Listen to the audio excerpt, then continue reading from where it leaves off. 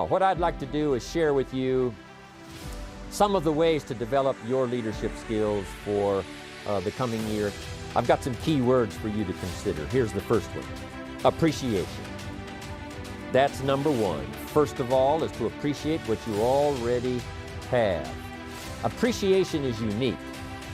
It has a sense of opening us up to even more if we appreciate, first of all, what we've already got. An appreciation of where we are at this moment in history. These are great moments in history as far as the world is concerned. It's incredible. Democracy is now flourishing. Free enterprise is now taking hold. Herbalife in these countries that I have a chance to visit, it's marvelous to watch it at work, where people catch on to taking a little and turning it into a lot, taking just what little bit they have at the moment and growing into the future. It's exciting. Democracy, freedom, free enterprise.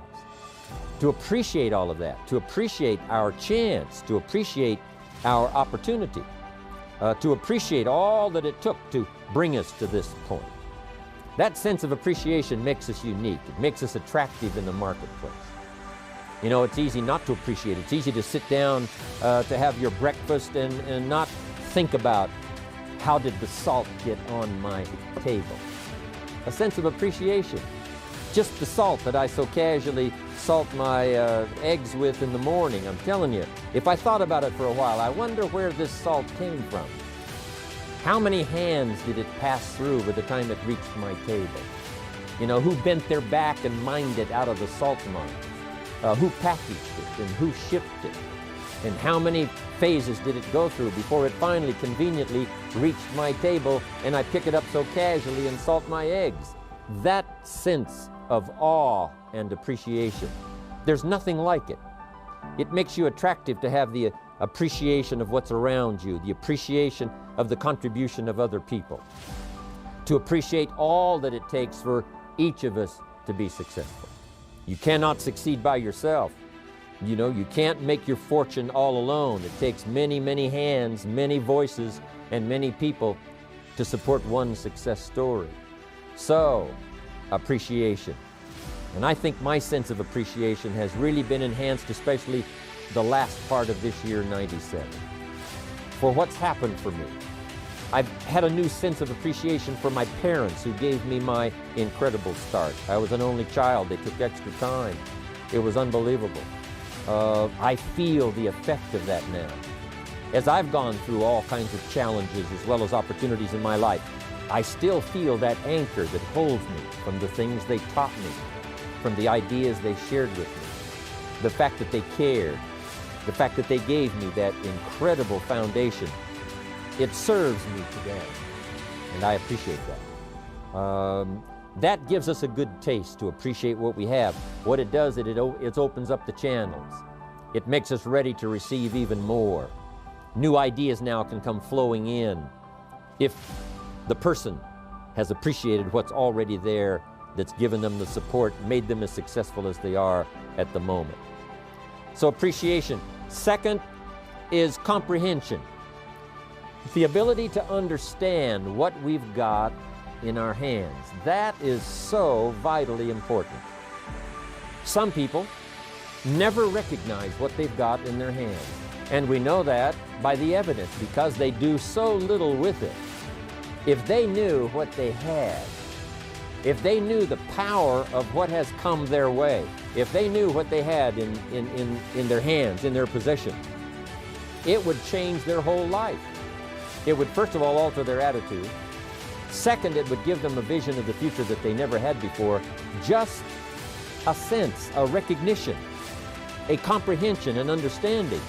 And all of us have the ability to do that, to understand and comprehend what we've got.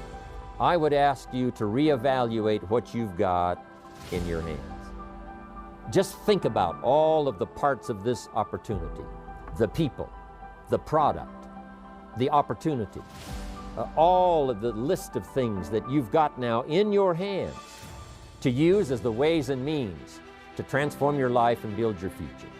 You know, a lot of people have dreams, but they dare not dream too much because they don't have the ways and they don't have the means. They don't have the opportunity. They don't have the tools at their disposal. They don't have the influence. They don't have the training, they don't have the teaching, they don't go to classes like we do, they don't have the benefit of other people's experience like we have. When we look at all of that, we ought to really try our best to comprehend what all we've got. Because if we truly see what we've got in our hands, we'll probably multiply what we can do with it in the future by 2, by 3, by 5, by 10.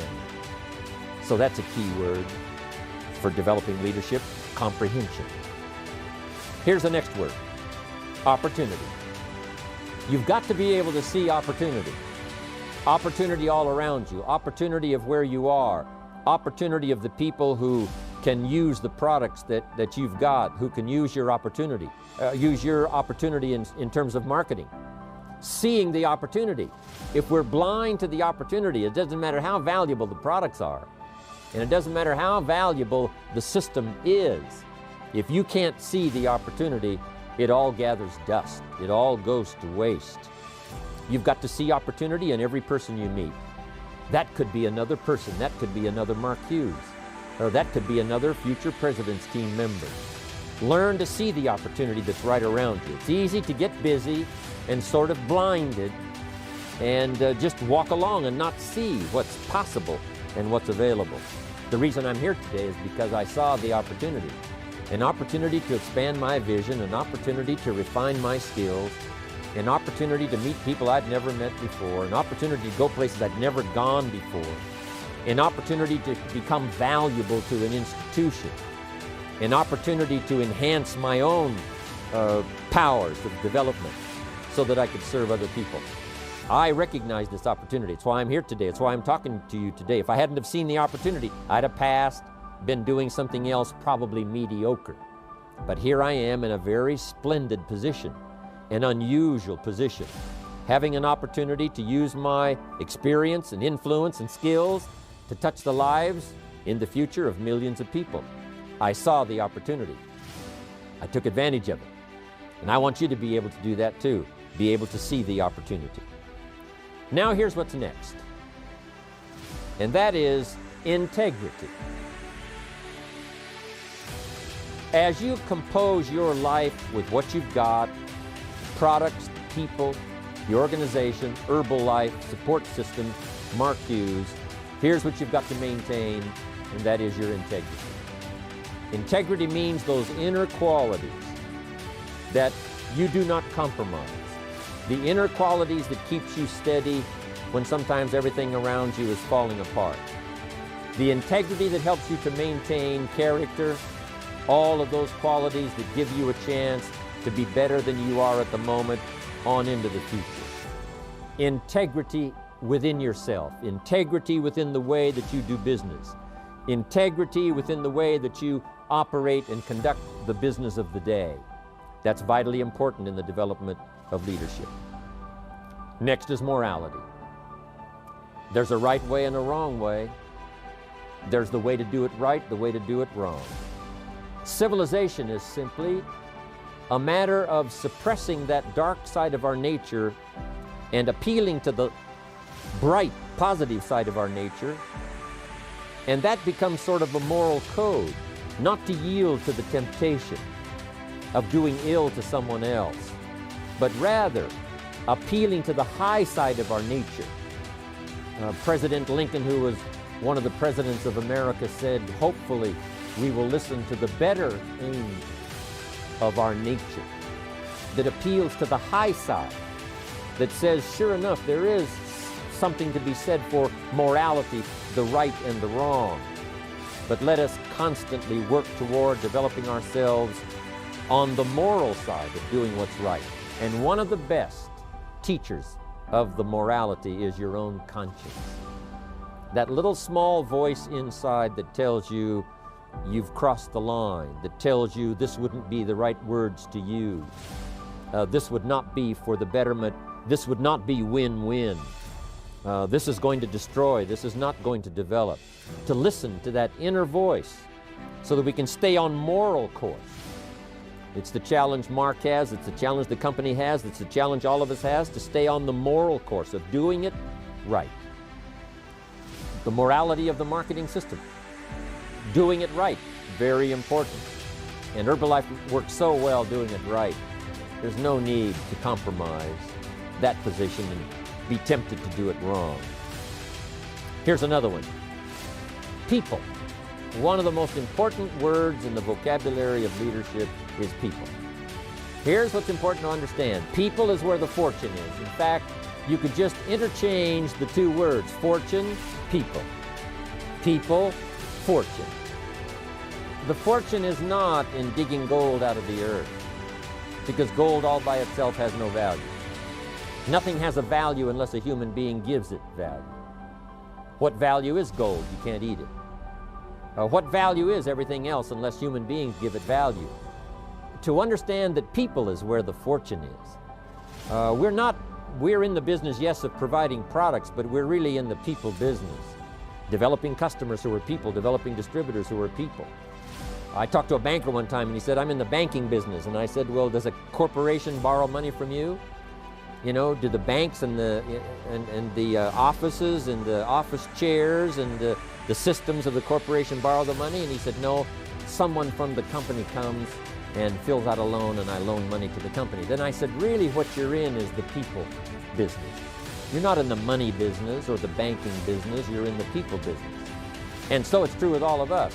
We're in the people business.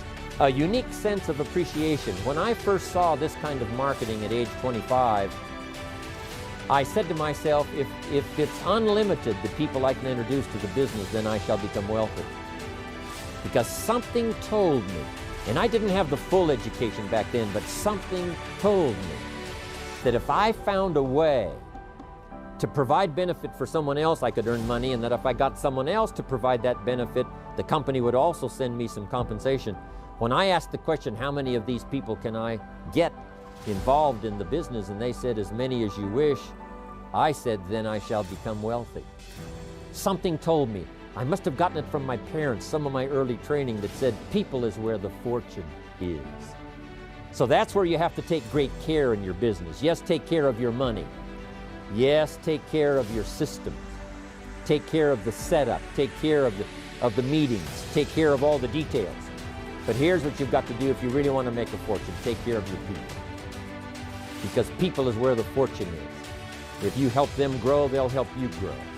If you develop them under you, they will lift you up. You can lift up sales and it'll fall back down. You can lift up volume and it'll fall back down. Lift up the people and you won't fall down. You'll have the foundation. There you'll be ready for the future. Key word. Here's another key word in developing leadership. And that key word is power. To understand the proper use of human power. Power starts early, when one child dominates another and must be trained. That just domination is not the name of the game. Cooperation is the name of the game. We must suppress that inclination to unwisely use our power. But all of you that I'm talking to today, all of you have the power. You have the power to transform somebody's life. You have the power that's in your language and that's in your words. You have power that's in your personality. You have power that's in your temperament. You've got power that's in your language. You've got power to help people see things they never saw before.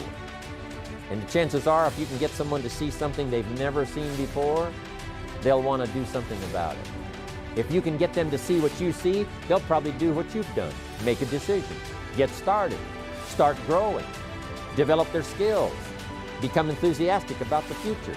If you can get them to see. And you've got that ability. You've got that power. It's unlimited. It's awesome.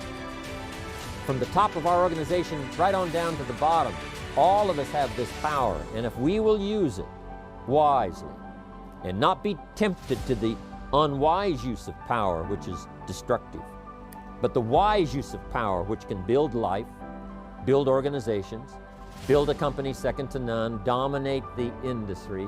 We've got the power to do that.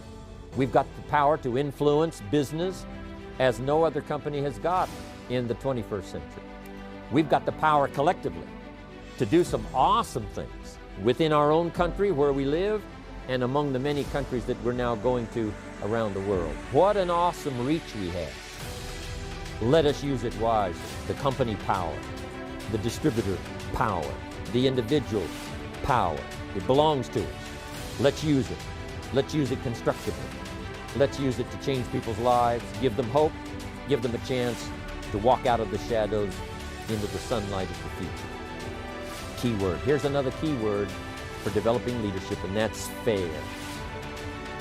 Since we're recruiting a wide variety of people within our organizations, all kinds of disputes are going to arise. And you're going to have to be, as a leader in this next year, the next couple of years, getting ready for the next century, you're going to have to be fair. And I know fair sometimes is a debatable question. What is fair? But here's all you've got to do. Do it to the best of your ability. That's all any of us can do at the moment, is to do it to the best of our ability. When I give a presentation, I look back on it and say, I could have given a better presentation, but probably not. The one I gave was the best one I could give for the moment, but that doesn't mean it can't be better for the future. So all of us can learn to refine, to debate the subject even within our own mind, say what would be better, what would be more fair. Key word for the future. And here's another one. Be ready to forgive. I'm telling you, when someone has made a mistake, they're willing to come and say, hey, I'm sorry. Be ready to forgive. But here's one of the most important. Be ready to forgive yourself so that you don't carry the guilt. Not long ago, I talked a little bit about the subject of accepting the pain but not the guilt. If you've made the best decision you can, and some decisions create pain.